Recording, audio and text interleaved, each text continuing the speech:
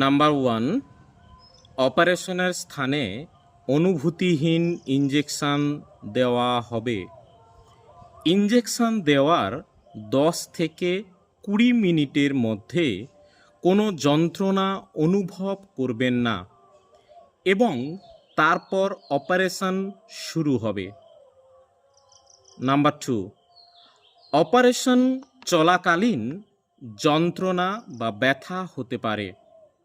যদি আপনি ব্যথা পান, নড়বেন না, কিন্তু মুখে বলুন ব্যথা লাগছে, তাহলে আরও ইনজেকশন দেওয়া হবে।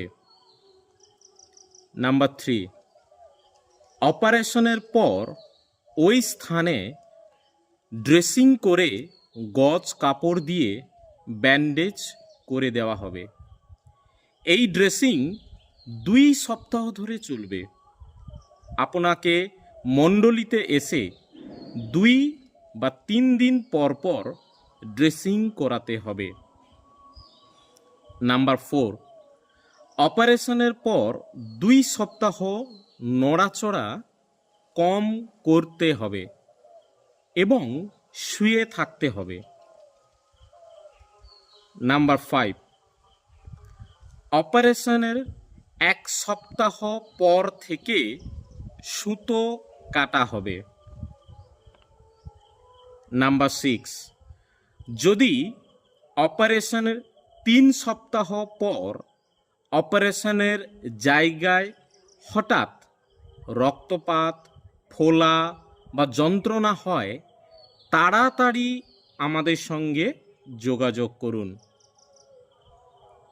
নাম্বার 7, ইনফেকশন এড়াতে আপনাকে দেওয়া ঔষধ সকালে ও রাত্রে খাবার পর অবশ্যই খাবেন। নাম্বার 8, অপারেশনের পর 3 মাস ধূমপান ও মদ্যপান করা যাবে না। নাম্বার 9, অপারেশনের পর 2 সপ্তাহ ধরে ওই স্থানে জল লাগাবেন না। অপারেশনের পরবর্তী জীবনযাপন নিম্নরূপ: অপারেশনের পর 2 সপ্তাহ কোনো কাজ বা ব্যায়াম করা যাবে না।